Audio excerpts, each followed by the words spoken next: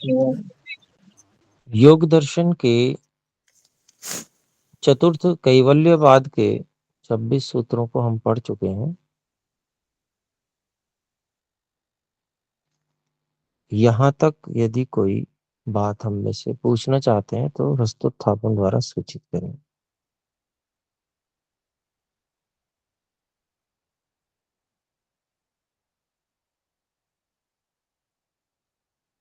जी, तो ठीक है, हम आगे बढ़ सकते हैं। योग दर्शन का कैवल्यपाद का यह 27वां सूत्र है। तच्छिद्रेषु प्रत्ययान्तराणि संस्कार।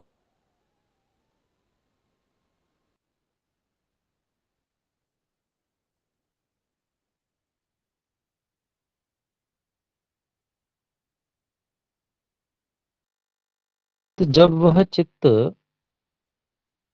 मोक्ष तक पहुंचने की सामर्थ्य वाला विवेक ख्याति को प्राप्त होने से हो जाता है, ऐसी स्थिति में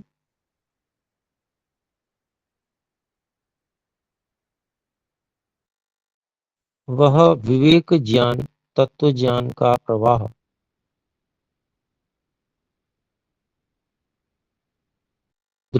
अर्थात जब बीच बीच में ऐसा नहीं होता कि 100% पूरा विवेक ज्ञान ही बना रहे, तो जब वो टूटता है बीच बीच में, तो दूसरे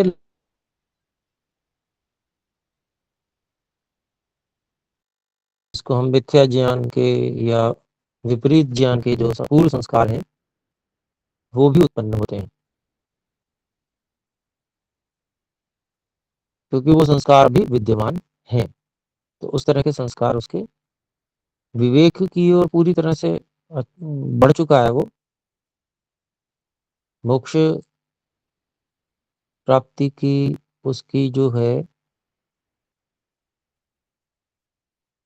चित्त की योग्यता बनने के लिए वो पूरा तैयार है, उस ओर बढ़ने लगा है। लेकिन फिर भी जब जब जब वो तत्व ज्ञान की स्थिति उसकी टूटती है बीच बीच में, तो वो अविद्या भी आती है पूर्व संस्कारों के कारण से। तो इसमें देखेंगे भाष्य महर्षि व्यास जी का। प्रत्यय विवेक निम्नस्य, अर्थात विवेक ज्ञान मार्ग ही, अर्थात मार्ग पर चलने वाला सत्व पुरुषान्यता ख्याति मात्र प्रवाहिणश्चित्तस्य, अर्थात ऐसे चित्त का जिसमें आत्मा और मन या बुद्धि इसकी भिन्नता का जो तत्व ज्ञान है, वो ही प्रभाव निरंतर वह ज्ञान प्रवाहित रहता है। ऐसे चित्त के तच्छिद्रेषु, उस तत्व ज्ञान के छिद्रों में, अर्थात जब वो स्थिति छूटती है उस समय में प्रत्ययांतराणि, प्रत्ययांतराण्यस्मीति वा ममेति वा जानामि इति वा न जानामि इति वा,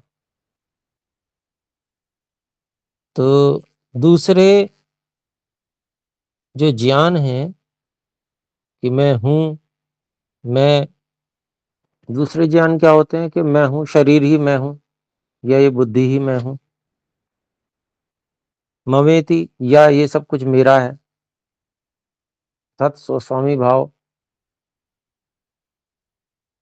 वैसे पता चल चुका है कि ये सब कुछ मेरा है नहीं, मैं जानता ही क्या हूँ इसके बारे में, बहुत विशेष नहीं,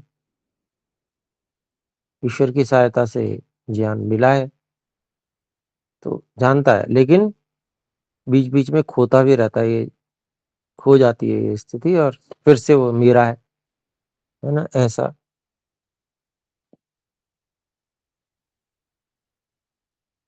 ये कहते हैं जानामि इति वा,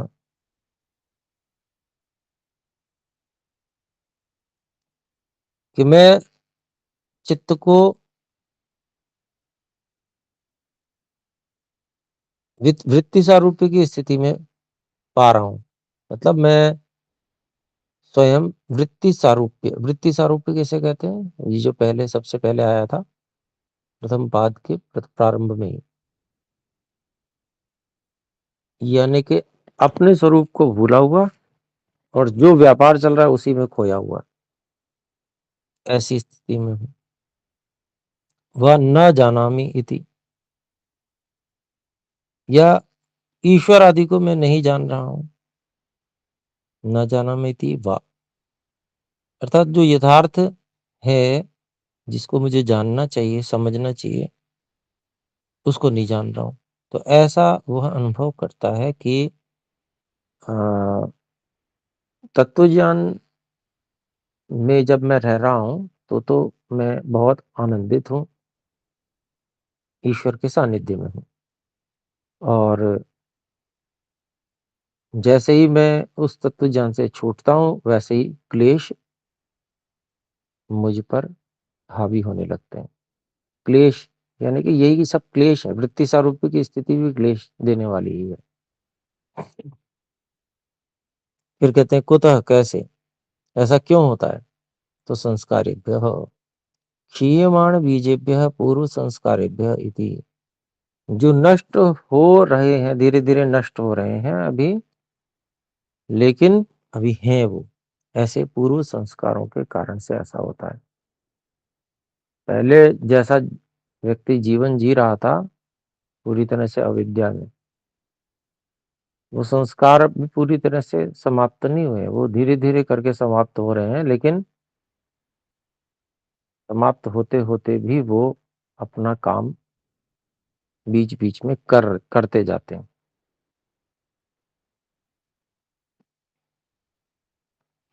तो ये 27वां सूत्र हो गया हमारा।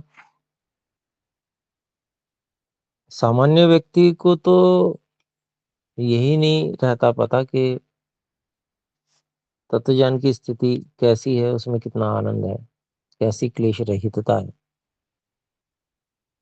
लेकिन ये व्यक्ति, क्योंकि ये सब वो इस स्थिति को प्राप्त किया, उसको जान लिया, उसके आनंद को वो समझता है, वो आनंद प्राप्त किया है उसमें क्लेश रहित रहने का, तो इसको बहुत पता चलता है कि अरे, ये तो मैं क्लेश में फंस गया, फिर से क्लेशित हो रहा हूं मैं, मेरी शांति समाप्त हो गई,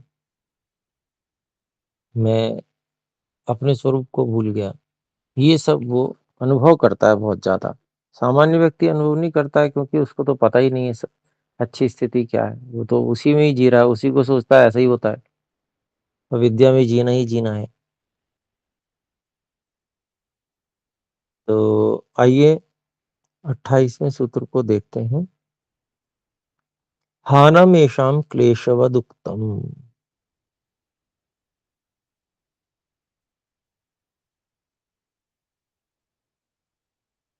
इन लौकिक संस्कारों का, जो जो संस्कार व्यक्ति को बीच बीच में बाधित कर रहे थे, जिनकी बात पिछले सूत्र में थी, उनकी बात कर रहे हैं। एशाम, इन लौकिक संस्कारों का हानम, विनाश, क्लेशवत उत्तम, क्लेशों के विनाश के समान समझ लेना चाहिए।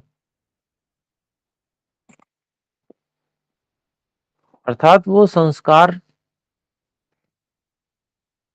भी जैसे क्लेश नष्ट होते हैं, वो संस्कार भी नष्ट हो जाते हैं। क्लेश कैसे नष्ट होते हैं? तत्व ज्ञान से अविद्या नष्ट होती है। तो प्रत्येक जो संस्कार है उसमें दो भाग हैं, एक भाग अविद्या का है, एक भाग स्मृत्यात्मक है, घटना जो घटी। तो घटना घटी तो उस घटना के साथ या तो राग होगा या तो द्वेष होगा, इस तरह की कोई बात होगी जो अविद्या के कारण से होगी। अर्थात विपरीत ज्ञान, उस घटना में हम, घटना का जो दृष्टिकोण है वो कैसा है, वो अविद्या वाला है। विपरीत ज्ञान के कारण से हम उस घटना को एक ढंग से देख रहे हैं, एक दृष्टिकोण से देख रहे हैं, इसके कारण से क्लेशित है। तो जब तत्वज्ञान की दृष्टि से देखना शुरू कर दिया, तो क्या होगा? तो जैसे ही वो स्मृति हम उठाएँगे और हम उस समय तत्वज्ञान की स्थिति में हैं, तो अब हमारी दृष्टि उस संस्कार से जो घटना की स्मृति आ रही है, वो उसको हम तत्वज्ञान की दृष्टि से देख रहे होंगे इस समय। जिस समय हम वो स्मृति में लाकर तत्वज्ञान की दृष्टि से देख रहे हैं, तो उसके साथ में जुड़ा हुआ जो पूर्व क्लेश का संस्कार है, राग, द्वेष, वो एकदम से वहाँ से गायब होगा। ये तत्वज्ञान उसका नाश कर देगा। वो दृष्टिकोण समाप्त हो जाएगा बिल्कुल, जिस दृष्टिकोण से पहले देखते थे। पहले देखते ही उससे मान लीजिए वो उससे द्वेष है, तो जैसे ही उसकी स्मृति आई, क्रोध से भर जाएगा व्यक्ति। लेकिन जैसे ही तत्वज्ञान की स्थिति में है, अब वो स्मृति को उठाएगा, तो अब वहाँ द्वेष से नहीं देख पाएगा उसे, क्योंकि तत्वज्ञान की दृष्टि से देख रहा है, ये है ही कितनी देर का, इससे द्वेष करके करें क्या? ये तो स्वयं ही समाप्त हो जाने वाला है। तो इस तरह से जो अनित्य है उसको देखेगा, अनित्य को अनित्य समझने लगेगा, ऐसे ही अशुद्ध को अशुद्ध। तो वो जो दृष्टिकोण है, जब तत्वज्ञान के हिसाब से वो देखता है, तो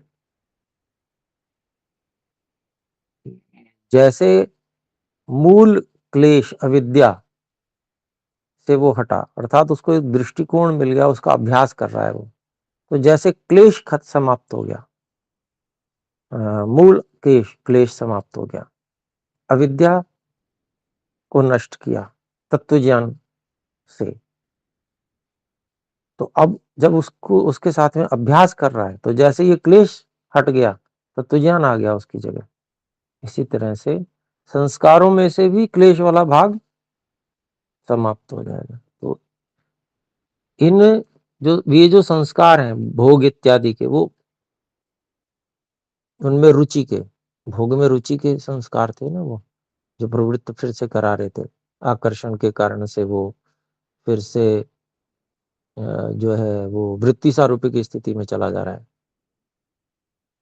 तो उनका नाश भी इन्हीं क्लेश, जो अभी मोटे रूप में हमने तत्वज्ञान को समझा और फिर उसको अप्लाई करना शुरू किया, प्रयोग करना शुरू किया। तो जैसे यहाँ पर तत्वज्ञान से क्लेश नष्ट हुआ, राग द्वेष नष्ट हुआ, ऐसे जितने संस्कार हैं उसमें से भी राग द्वेष इत्यादि नष्ट हो जाएगा, क्लेश नष्ट हो जाएंगे। तो उन संस्कारों के भी जो नाश है, वो संस्कारों का नाश यानी कि स्मृति का नाश नहीं है।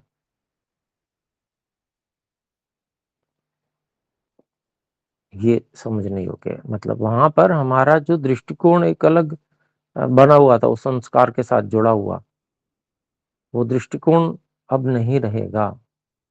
वो संस्कार का नाश हुआ। अब वो हमें बाधित नहीं करेगा, हमें क्लेश से युक्त नहीं करेगा। संस्कार के स्मृति आएगी, लेकिन उसके साथ में हम क्लेशित नहीं हो जाएंगे। हम तत्वज्ञान में बने रहेंगे, अपने स्वरूप को और दूसरे जिसके संबंध में बात है, उसके सत्य स्वरूप को वास्तविक तत्व ज्ञान से समझते रहेंगे, देखते रहेंगे, जानते रहेंगे। तो अन्य प्रकार की प्रवृत्ति जिस प्रकार की होती है वो नहीं होगी। तो आइए देखते हैं, इसमें महर्षि व्यास जी का भाष्य है। क्लेशवत को खोलते हैं। यथा क्लेशा दग्ध बीज भावा न प्ररोह समर्था भवंती। जैसे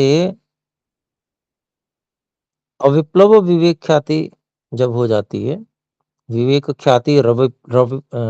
ख्याति रविप्लवा हानोपाया जो बताया था ना। तो अविप्लव विवेक ख्याति जब हो जाती है, तो जिस प्रकार से क्लेशों का जो व्यापार है, वो दग्ध बीज भाव हो जाता है। न प्ररोह समर्था भवन्ति, वो उगने में समर्थ नहीं होता। फिर से वह प्रवृत्ति और विपरीत ज्ञान को उत्पन्न करने में समर्थ नहीं होता वो क्लेश। तथा ज्ञानाग्निना दग्ध बीज भावा। तब वैसे ही ज्ञान की अग्नि से जलाए गए, दग्ध किए गए बीज के स्थिति के समान पूर्व संस्कारो न प्रत्यय प्रसूर भवति। पूर्व जो संस्कार हैं मन पर पड़े हुए क्लेशों की छाप जो है वह ज्ञान को उत्पन्न करने में, विपरीत ज्ञान को उत्पन्न करने में, क्लेशों को उत्पन्न करने में समर्थ नहीं होते। यानी कि ज्ञान को, विपरीत ज्ञान को उत्पन्न करने वाला, विपरीत प्रवृत्ति में लगाने वाला वो नहीं होता। जो पूर्व संस्कार है वो भी, उसका भी नाश हो जाता है। संस्कार का नाश का मतलब वही स्मृत्यात्मक नहीं जो मैंने बताया अभी।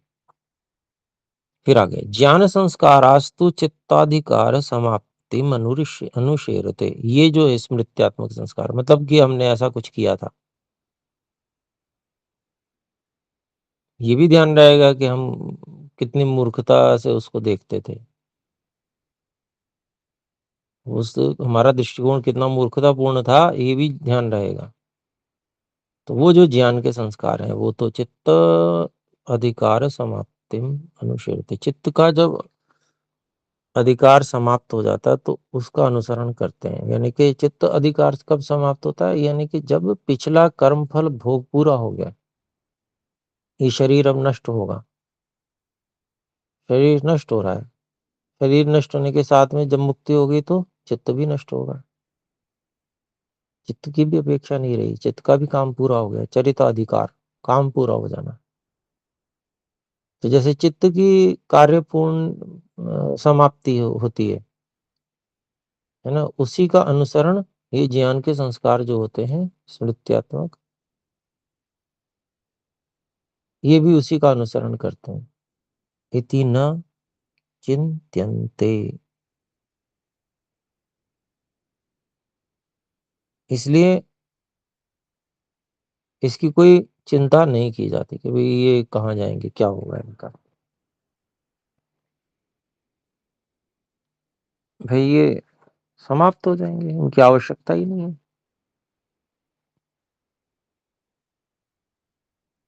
तो शरीर जब तक है तब तक उनकी आवश्यकता है स्मृति रखने की, भाई ये कार्य मैंने किया था, ऐसे ऐसे लोगों से मेरा व्यवहार है।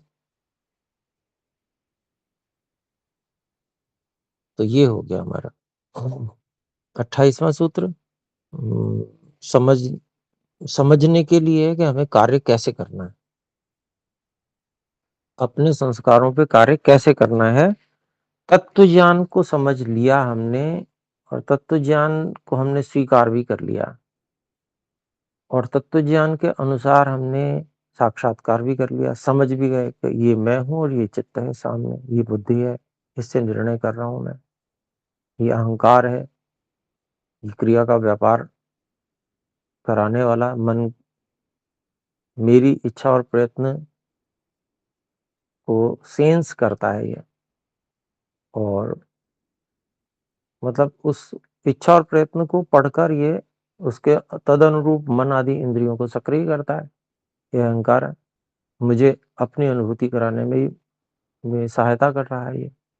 तो ऐसे करके ये सब साधनों के विषय में बिल्कुल ठीक-ठीक व्यक्ति जानकर समझकर, और मैं इनसे अलग हूँ, ये आत्म स्थिति को समझना, और वास्तविक स्थिति को समझना कि मैं हूँ तो, लेकिन मेरी सामर्थ्य क्या है?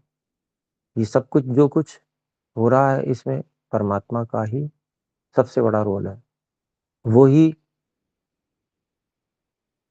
सूक्ष्म से सूक्ष्म मेरी सहायता निरंतर कर रहे हैं।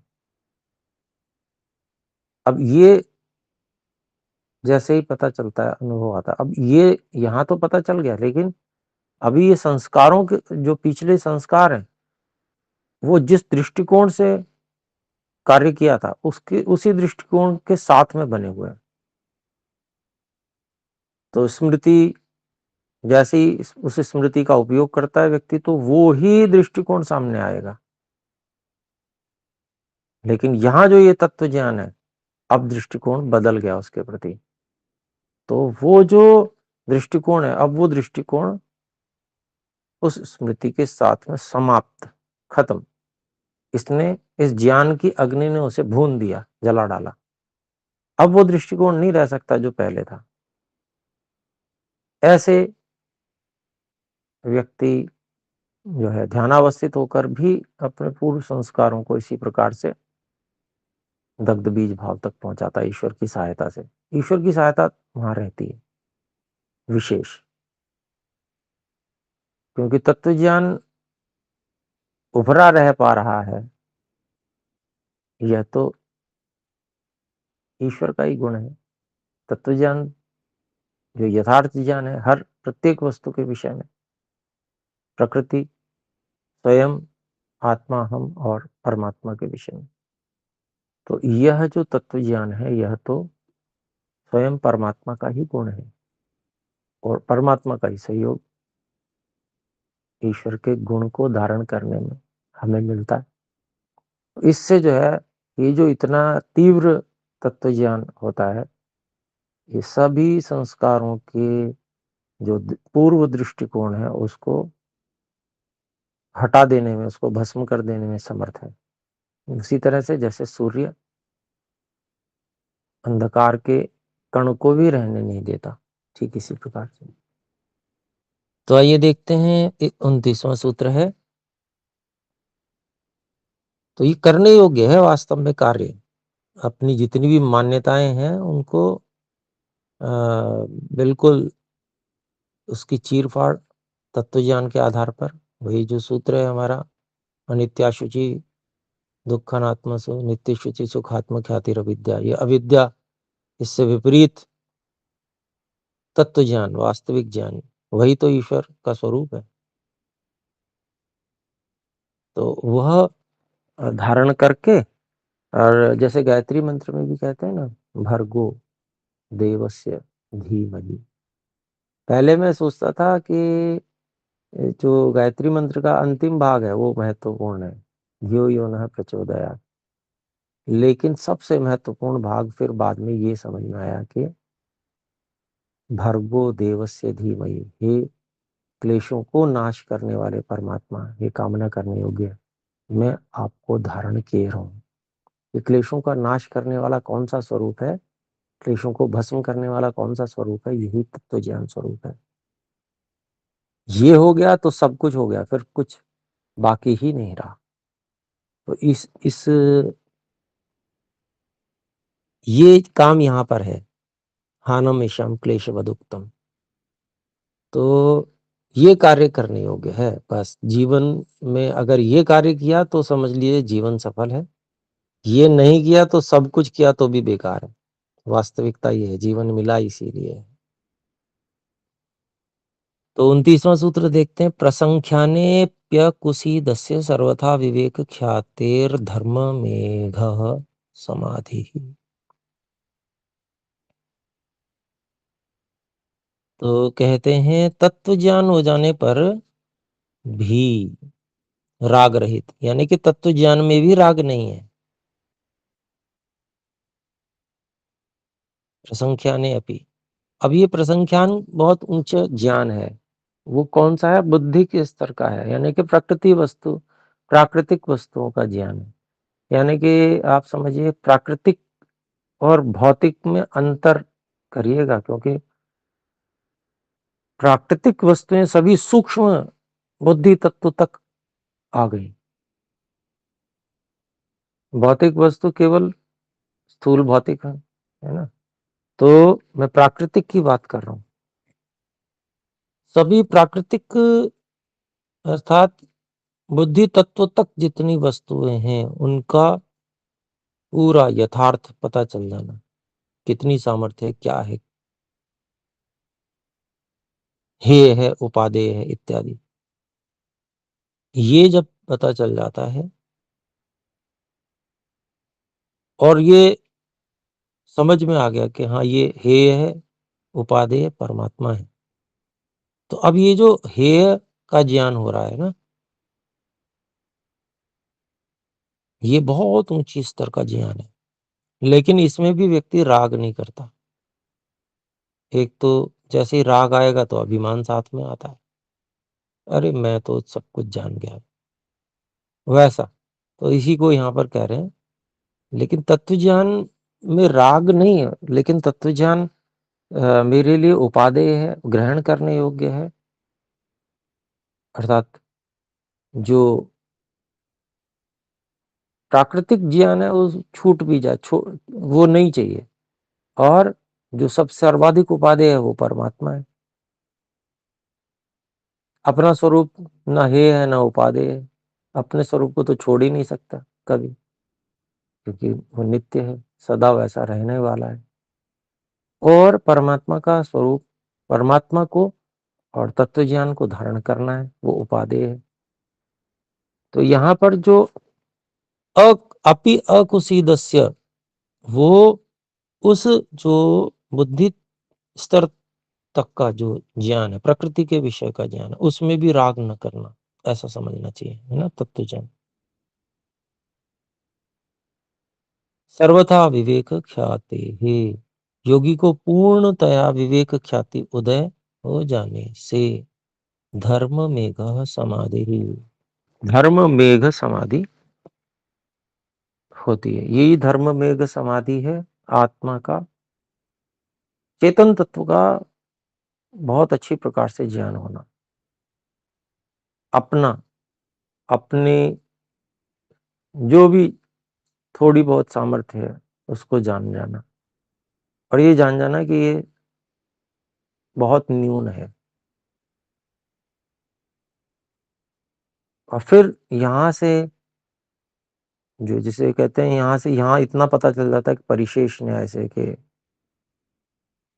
बिना चेतन, व्यापक चेतन के ये कुछ भी संभव नहीं। और उस चेतन को वहीं पर स्वयं अपने चेतना में अनुभव करना आरंभ हो जाता है। तो ये बिल्कुल आरंभिक स्थिति है, और इसी से व्यक्ति उस इस विवेक ख्याति से भी विरक्त होता है, जो बुद्धि स्तर तक है, पूरी प्रकृति स्तर तक कह लें, और ईश्वर की ओर फिर विशेष जो पर वैराग्य है वो प्राप्त होता है। तो धर्म मेघ ध्यान की स्थिति, धर्म मेघ समाधि की स्थिति, ये स्थिति है जो बिल्कुल अब असंप्रज्ञा समाधि की ओर जा रही है। तो इसमें देखते हैं, आइए, यदा अयम ब्राह्मण, जब यह ब्राह्मण प्रसंख्याने अपि अकुसीदः, तो जो प्रसंख्यान ज्ञान है, उच्च ज्ञान है, बहुत ऊंचे स्तर का ज्ञान है प्रकृति विषयक, उसमें भी अकुसीदः, आसक्ति रहित हो जाता है, उस ज्ञान से मुक्त हो जाए। उस ज्ञान को कोई बहुत उत्कृष्ट नहीं मानता, ठीक है, ये सामान्य व्यक्ति की दृष्टि से तो वो भी बहुत ऊंचा ज्ञान है। सूक्ष्म जो शक्ति, प्रकृति और प्राकृतिक पदार्थों की जबरदस्त शक्ति है, उसको सामान्य व्यक्ति नहीं जानता है, लेकिन योगी जानता है। लेकिन उससे भी वो आसक्ति रहित हो जाता है फिर। ततः अपि न किंचित प्रार्थयते, जब ये ऐसा हो जाता है तो फिर वो ये सांसारिक लौकिक जितनी भी सिद्धियां हैं, लौकिक सिद्धि से अभिप्राय वो शरीर स्तर की नहीं कह रहा मैं, बहुत सूक्ष्म स्तर की, जिसको कहते हैं ना सूक्ष्म बुद्धि मन स्तर की, उनकी भी इच्छा नहीं करता। न किंचित प्रार्थयते तत्रापि विरक्तस्य सर्वथा विवेक ख्यातिरेव, तो उससे भी जब विरक्ति हो जाती है तो सर्वथा विवेक ख्याति ही, सर्वथा विवेक ख्याति मतलब ये अस्मिता समाधि हो जाती है, अर्थात आत्मज्ञान हो जाता है। एव भवति इति, इस प्रकार से संस्कार बीज क्षयात, इस प्रकार से संस्कारों के बीज का क्षय हो जाने से, अर्थात संस्कार अत्यंत तनु स्थिति या प्रसुप्त स्थिति में चले गए हैं। अस्य प्रत्ययांतराणि उत्पद्यन्ते क्षयात न अस्य, है ना, तो इसके उसके दूसरे ज्ञान फिर उत्पन्न नहीं होते। अब यहां से ये स्थिति आई कि अब बिल्कुल वो प्रसुप्त अवस्था में चले गए हैं।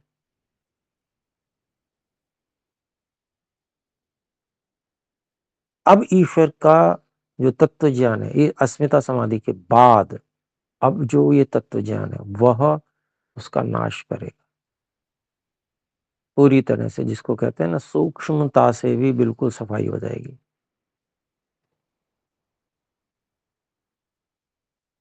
तो अभी तो प्रसुप्त होने के कारण जो है वो उठ नहीं रहे हैं,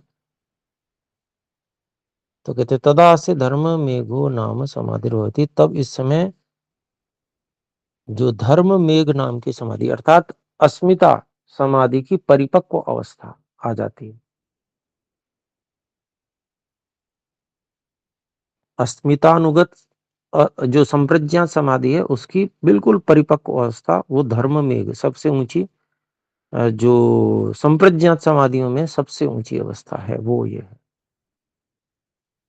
और यहां से फिर जिसको क्लेशों की पांचवी अवस्था होनी प्रारंभ यहां से होगी। अभी तो प्रसुप्त अवस्था तक पहुंच गया बिल्कुल, पांचवी अवस्था है दग्ध बीज भाव।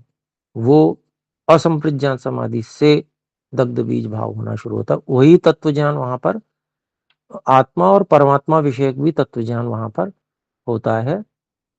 तो वो जो तत्व ज्ञान है वो बिल्कुल सभी प्रकार के जो संस्कार हैं उनके क्लेश भाग को बिल्कुल विनष्ट कर देता है, बिल्कुल दग्ध बीज भाव तक पहुंचा देता है।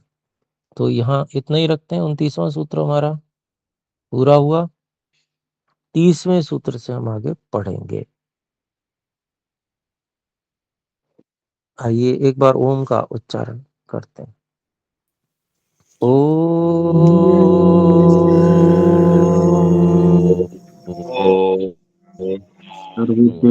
सभी को सादर सादर नमस्ते जी। नमस्ते।